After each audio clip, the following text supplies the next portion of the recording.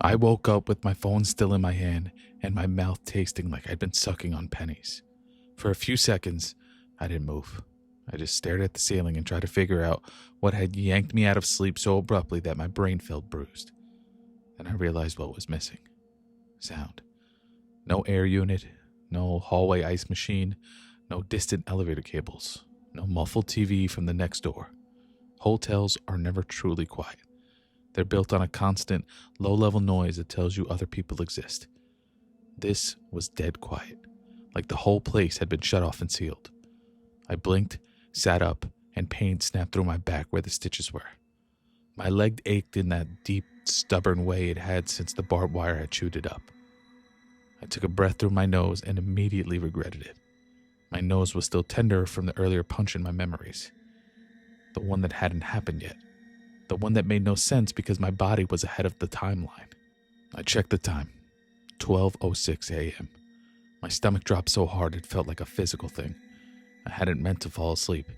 I'd been sitting on the edge of the bed with the deadbolt locked and the chain on, phone in hand, staring at the card and waiting for Detective Ramos to show up with units.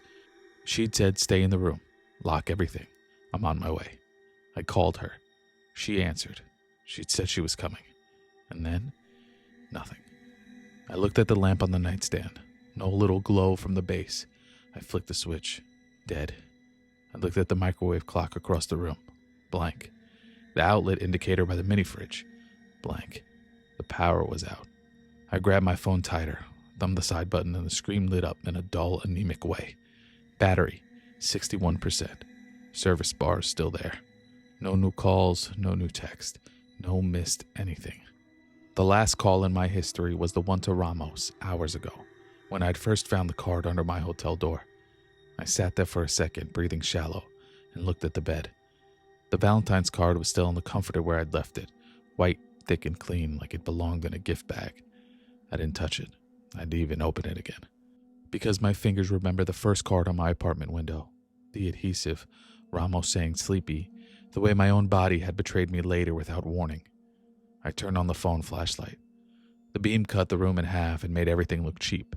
Scuffed baseboards, a faint stain in the carpet by the chair, the thin, wrinkled bedspread, the kind of room that's meant to feel neutral, so you don't remember it. I swung my feet to the floor. Something shifted under my shoe. Paper. My heart jumped, but it was just the hotel's little information card that had slid off the desk. Wi-Fi password, checkout time, thank you for staying. The fact that my body reacted that way, it told me how close to the edge I was. I was flinching at paper. I got up and went to the door. I tested the deadbolt. Still locked, chain still on. Nobody had opened it. I pressed my ear to the wood. Nothing, not a whisper. I slid the chain off slowly, then the deadbolt, then cracked the door 2 inches. The hallway beyond was black. Not moody, black, with only a faint red exit sign glowing at the far end, like a coal that hadn't gone out yet. My phone light barely reached the opposite wall. It swallowed the carpet. It turned every door into a flat rectangle with a peephole that looked like an eye. I stood there with the door open and tried to be logical. Power outages happen. A storm, a transformer, a drunk driver hitting a pole. It's winter. It happens. But there should have been something. Someone. Guests stepping out. A front desk phone ringing. A child crying. A staff member shouting, "Please remain calm." Instead, the hotel felt evacuated or staged. I stepped into the hall and closed my door behind me, quietly, because noise felt like a signal. The air in the hallway was cooler than my room. It also had a faint, sweet note under it, barely there, like a cheap air freshener used to cover something older. It reminded me of Horizon Arms, the same off-sweet masking smell in a place that shouldn't have any smell at all. My throat tightened. I started toward the side exit, the one that led to the parking lot. If I could get outside, I could call 911 and tell them the hotel was dark and people were dead, if anyone was dead, and that I needed help now. I moved fast but controlled because I knew that tripping would cost me. My leg was still healing and my back was stitched. My body could only do so much. Halfway down the side hall, I heard it. A pig squeal. Sharp, wet, immediate, too close to be from outside. I stopped so hard my knee almost buckled. The squeal cut off instantly like someone had muted it. My phone light wobbled in my grip. I took another step. Then another, faster. The exit door came into view, metal push bar, a little safety sticker, the kind of door you never think about until you need it. I shoved the push bar and it didn't budge. It wasn't locked, it wasn't stuck. It felt like someone had wedged a chair under it or chained it from the outside. The door didn't even rattle. I shoved again, harder. Nothing. My chest went tight. I stepped back, then hit it with my shoulder. The impact jarred my back and sent a hot line of pain down my spine, but the door didn't move an inch. The first thought was the simplest one. Fire code. This isn't possible. And then the simplest thought got replaced by the only one that mattered. It's possible if someone wants it to be. That's when I heard the humming. Low, steady, familiar. Not right behind me at first, off to my left, deeper in the building, like someone humming as they walked through another corridor. But it was the same tune, the same calm tempo. My blood went cold. I turned away from the exit door and started back down the hall, fast. The humming didn't stop. It got louder. I rounded the corner into the main corridor and my phone light swept across the carpet. Something was lying there. At first, my brain didn't accept it because the shape was too still. Then the beam hit the face. Kim, the woman from the front desk. She checked me in. She handed me my key packet and told me breakfast was not included. Sorry. She said, have a good night, in the way that people do when they don't mean anything by it. Now she was on her back. Eyes open. Mouth slightly parted like she tried to speak and couldn't. Her throat was cut open. It wasn't a neat slice. It was torn wide across. Blood soaked the carpet under her head and shoulders in a thick, dark pool that glistened in my light. A sign sat propped against her torso like a display. White poster board. Black marker. The letters clean and deliberate. She tried to keep me from you, my love. I stared at the sign until my brain tried to float away from my body. My stomach rolled. I forced myself to look away because if I kept staring, I'd freeze, and freezing was a death sentence in a dark hallway with humming in it. My light swung to the wall. Fire axe case, red metal box, glass front. Axe inside perfectly hung like it had been placed there for a reason. I lunged for it and yanked. Locked, of course. I raised my elbow and slammed it into the glass. Pain shot through my arm. The glass didn't crack. I hit again, harder, turning it into a punch with my forearm. Nothing. Thick tempered glass designed to survive drunks, vandals, and idiots. My breath came out ragged. I looked at the axe through the glass and felt a stupid, helpless anger because it was right there and unreachable. Then another thought slid in, quiet and cruel. Even if I had it, what would it change? I'd already pushed him out a window. A fall that should have broken bones, put him in a hospital, ended it. And yet here I was, standing over a dead woman in a powerless hotel, listening to that humming. I stepped back from the axe case, shaking my head. It wouldn't work anyway, I said out loud, and my voice sounded thin and wrong in the hall. It wouldn't. The humming stopped. Silence hit so hard my ears rang. Something shifted in the darkness to my right. Not a footstep, a presence unfolding. I tried to swing my phone light toward it. Too late. A fist slammed into my face. It wasn't a slap, a punch, clean and heavy. My nose broke with a wet crunch and a burst of white pain. Tears exploded in my eyes. My head snapped back and I stumbled into the wall hard enough that the drywall vibrated. Blood poured down over my lip instantly, warm and thick. I gasped and it tasted like iron. My phone light jerked wildly, catching ceiling, wall, carpet, Kim's sign again, then back, and I saw him. For real. Not a tall, thin silhouette. A hulking man, heavy shoulders under a dark hoodie, thick forearms, a chest that filled the space like he was built for impact. He looked like someone who could carry a refrigerator alone. Pig mask, cracked rubber, scuffed snout, the mouth edge warped like it had bent and rebent. The black eye holes weren't empty this time. My phone beam caught wet glints behind them. Eyes, human eyes. He made a squealing sound, short, sharp, like laughter forced out of a throat that didn't want to laugh. Then he lifted his hand and held up 4 fingers. He didn't speak, just held them out in a beam like an instruction. My mind scrambled for meaning. He dropped 1 finger slowly. 3. A countdown. Not a 0 on a clock, to something else. Moves, chances, doors. The realization hit me in a cold rush. He was giving me a head start. Like you give something you want to chase a few seconds so it feels like a game. My knees wanted to fold. He stepped forward 1 heavy pace. I didn't wait for the next number. I ran. I limped run down the corridor, my bad leg screaming, my back pulling with every jolt. Blood from my nose dripped onto my shirt and the carpet. My breath was loud in my ears. The phone light bounced and made the hall strobe. Behind me, his footsteps were heavy and unhurried. He wasn't sprinting. He didn't need to. I slammed into the stairwell door at the end of the corridor and shoved it open. Cold stairwell air hit me, concrete smell, dust. I took 2 steps at a time as best I could, gripping the rail like it was the only thing keeping me from falling. My leg buckled once, but I caught myself and kept going.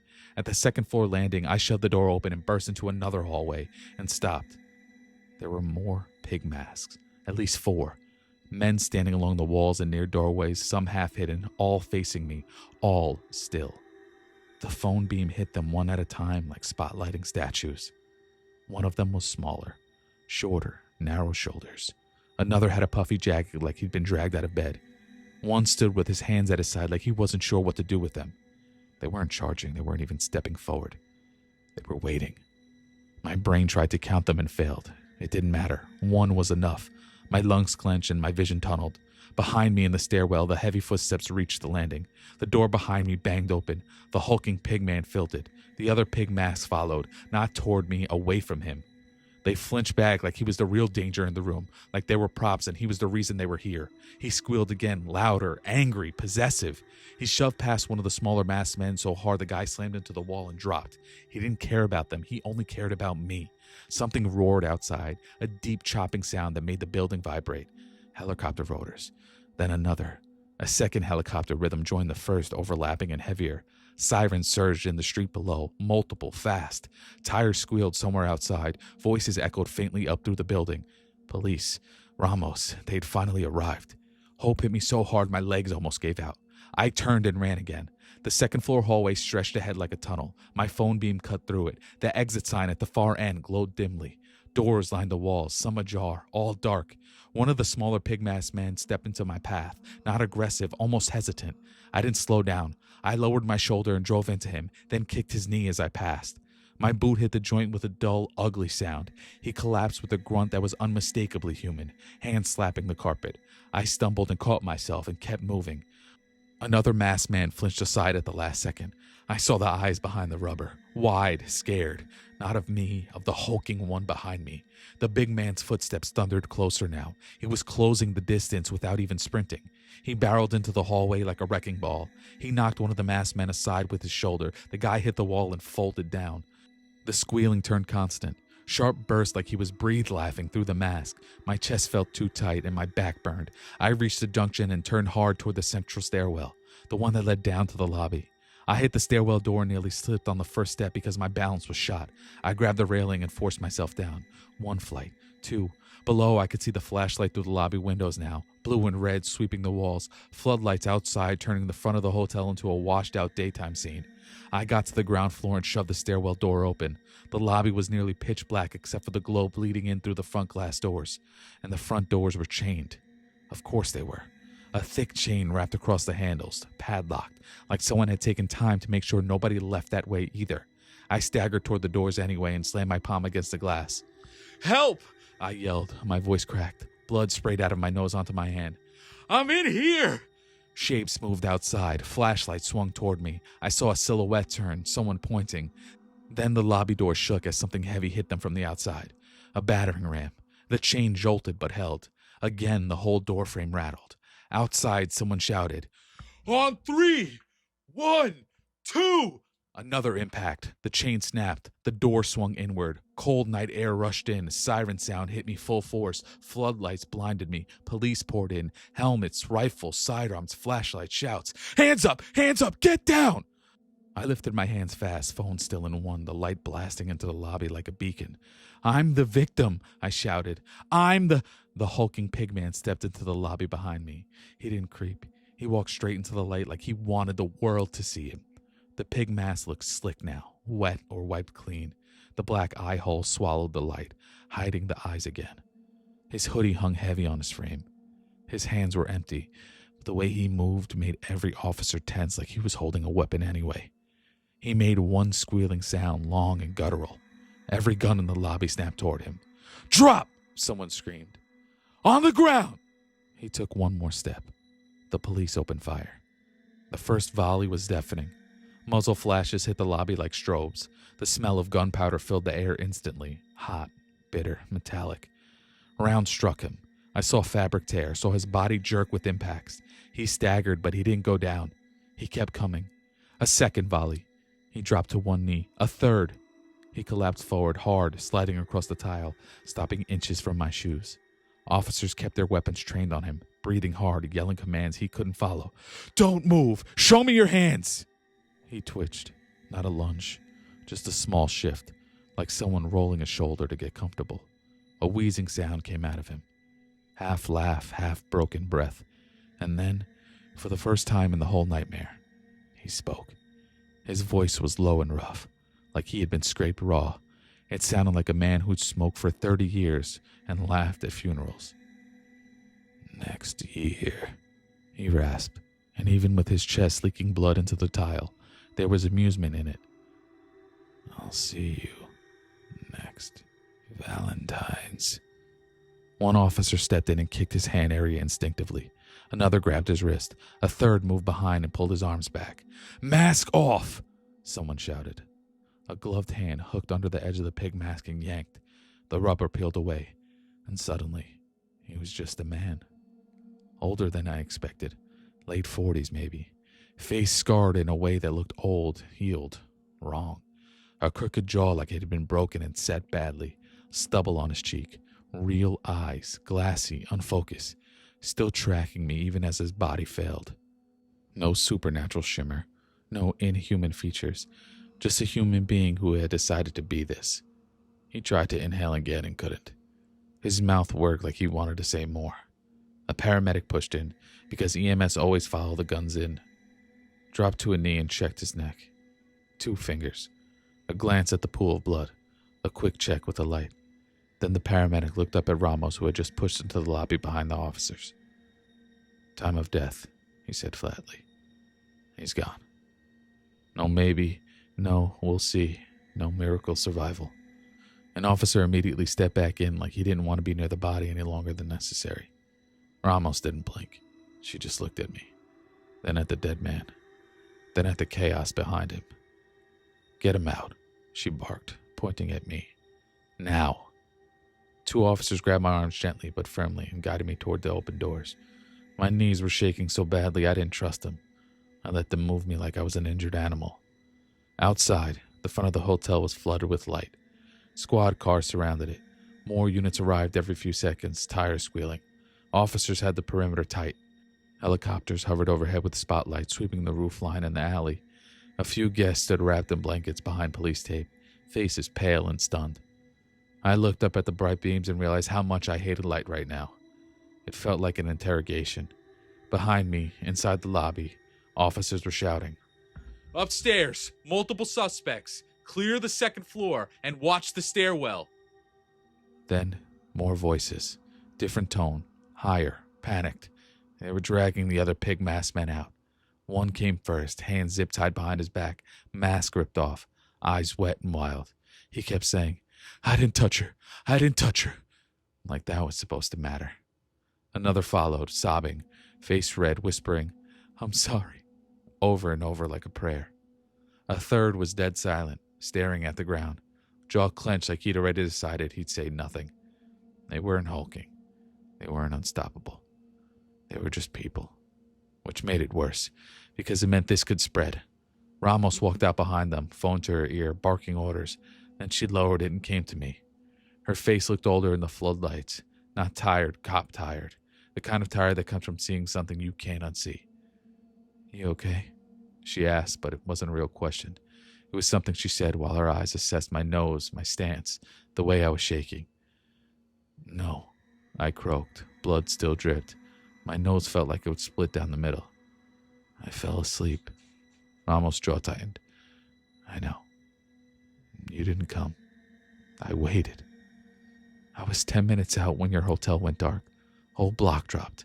Dispatch got flooded with calls, but half of them were from phones that went dead or cut mid-sentence.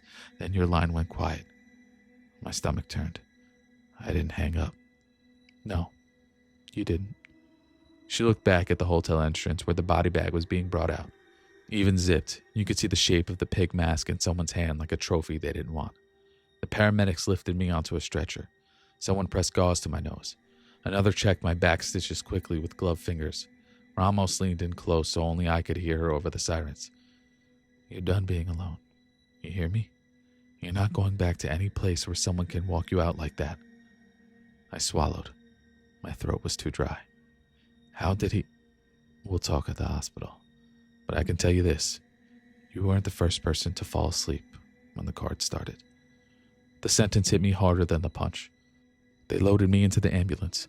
The door shut and the sirens outside dropped to a muffled roar. Inside, it was bright and clinical. The medic taped gauze under my nose and told me to breathe through my mouth. He asked questions. Name, date, what happened. I answered in clipped words. I couldn't stop seeing Kim's eyes. At the hospital, everything blurred into light and hands and clipped voices. They reset my nose. They checked my back. They rewrapped my leg. They asked me if I felt safe. I almost laughed at that. Ramos showed up at around 4 a.m. She looked like she'd been awake for days. Her hair was pulled back tighter than usual. There was dried rain or sweat at her temple. Her eyes were sharp, but there was something behind them now that wasn't there before. Anger. Not at me. At him. At what he'd done. They're saying the big one is dead, she said as if she needed to speak it into reality. Confirmed. Body bag. Morgue. No question. I stared at her. My face throbbed. My back ached. I didn't feel relief yet. I felt empty. What about the others? I asked. In custody. We grabbed 4 out of the building. We're still checking for a 5th. We're reviewing every room, every closet, every stairwell. Helicopters are still up. Why were there so many? Ramos sat in the chair by my bed, elbows on her knees. Because it wasn't just him. It never was. It was him plus whoever he pulled into it. That doesn't make sense. The card started with me. The delivery. Horizon Arms. It started with you because you got away. That made you the story. That made you valuable to him. I swallowed hard. And Kim? I asked because I couldn't not ask. Ramos's eyes flicked away for half a second. We think she intercepted the card. Either she recognized it as suspicious, or she handled it thinking it was a complaint note. We found adhesive residue on her fingers. Tank compound. Sedative, I said. Ramos nodded. Prelim lab says a trace chemical in the adhesive. Not instant knockout, but enough that if you touched it, then rubbed your eyes, ate, fell asleep, it helped push you under. He told me, next Valentine's. Ramos's mouth tightened. He was talking. He wanted the last word. And the others? They're what? Copycats? Ramos hesitated. That hesitation scared me more than any answer. They're not copycats like teenagers on Halloween. They're a group. They've been online, feeding the myth, trading details. Some of them admit they wanted to be a part of something. Some of them say they never met him until tonight. Bull, exactly. We're sorting it, but here's the point. The man is dead. The tradition he built, that's what we're cutting out now. I stared at the hospital wall. The idea of a tradition made of masks and dead girls on Valentine's Day made me want to peel my skin off. Ramos stood. You're moving. Today. Not tomorrow. Today. Victims Advocate is already starting paperwork. I'm not asking you.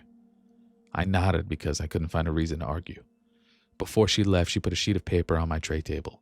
Case number, contact list, instructions that felt like trying to plug a bullet with a Band-Aid. If you see a card again, don't touch it. Call if you feel sleepy for no reason. Go to a public place immediately. Loud, bright, cameras. And she paused in the doorway and looked back at me. And the look on her face was the closest thing to sympathy I'd seen from her. You did what you had to do. You hear me? You survived. After she left, the sun started to creep up through the hospital blinds. Pale winter light. Normal light. It didn't feel normal to me. Nolan showed up later with a duffel bag and that tight look he gets when he's trying to hold himself together. They're calling it a ring on the news, he said, sitting beside my bed. They're saying Valentine's Day murderer ring, like it's a gang name. They're showing the hotel. They're talking about swift police response. I let out a short laugh that hurt my nose. Swift, I said. Nolan's voice shook. You're coming to my place. No discussion. You can hate it later. You're not being alone. I didn't have the energy to argue. I nodded. By that afternoon, I was released with pain meds and instructions and a sense that my body wasn't mine anymore. Ramos kept her word. Police escorted me while Nolan and I grabbed what was left of my life from the hotel room and later from my old apartment storage unit. I didn't go back to my apartment itself. I couldn't. Even the thought of that first floor window made my skin crawl. Nolan drove. I sat in the passenger seat with my leg elevated on the dash like an old man, staring out at traffic like it was another planet. That night, I slept on Nolan's couch with every light on in his living room. The next day, Ramos called. They're talking. About what? I asked, because there was a part of me that still wanted answers, even though answers had never helped. About forums, about meetups, about the Valentine. That's what they called them, like a title. They're trying to make it sound like a club. Some of them say they didn't kill anyone. They just helped. Helped chain doors, helped cut power, helped keep you inside. My grip tightened on the phone. And Kim? They're blaming each other, but we'll get there. We have evidence, we have masks, we have cards, we have enough. You have him? I asked, and even saying it made me feel stupid. The man? Yes, dead. Verified. Autopsy scheduled. No coming back. I stared at the wall. Then Ramos said the one thing that made my skin go cold again. But traditions don't always die with the person who started them. So you keep doing what we said. You don't answer unknown numbers. You don't open mail you're not expecting. You don't touch anything that shows up at your door. I swallowed. Got it. Before she hung up, she added, and listen to me. If you ever hear humming, you don't investigate. You leave. You run. You call. Don't be brave. I sat there after the call ended with my phone in my hand staring at nothing. Because the truth was, I'd stopped believing in bravery a while ago. Bravery is what you tell yourself you have when you're not trapped yet. Weeks passed, then months. Statements, court dates, articles, news segments that tried to turn it into a neat story with a beginning and an end. They called me the survivor. Some said hero. Some said lucky. Nobody on TV said what it felt like to wake up and realize your body had been walked out of your life like luggage. Nobody said what it felt like to smell that sweet cover scent and know you were in the wrong place again. Nobody said how a simple holiday gets ruined forever by a sound. I moved. Twice. Different city, different job, different address, different number. I didn't tell coworkers much. I told them I had a medical thing, or a safety thing. They nodded and didn't ask, because most adults don't want to know the real reason someone flinches at envelopes. Sometimes, Nolan would catch me staring at the window at night like I expected to see tape on it. He'd ask, "You okay?" And I'd say, "Yeah," because there's no version of the truth that makes you feel better. Here's the part that will make you want to roll your eyes, and I get it. I hate that I'm even writing this down, but I'm writing it because I want you to understand what the police told me after everything settled. They didn't just find one stash of the masks. They found dozens. Different pig faces, different sizes, some cheap party store rubber, some custom made, some painted, some cracked and repaired. They found stacks of Valentine's Day cards in plastic bins, sorted by style and year, like someone had kept records. They found lists, addresses, schedules, names. They found a printed calendar with February dates circled, notes written in the margins in that same clean marker, deliveries, contact, sleeper, chosen. They found messages online, people arguing about whether a Valentine could be replaced, whether the title could be passed down like a crown. That's what sticks with me. Not the mask, not the blood. The way people tried to turn it into something that could continue without the original, a tradition. So here's my final message, and it's not dramatic, it's not clever, but it's real. If you ever get a job offer that sounds too easy for too much money, don't take it. If someone asks you to deliver something to a place that's abandoned but still has working locks, walk away.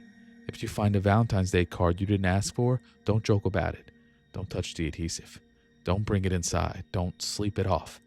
And if the power goes out in a building and the silence feels wrong, get out while the doors are still open. Because the worst part of it all wasn't that a man wore a pig mask. The worst part was how calm he was about it. How patient.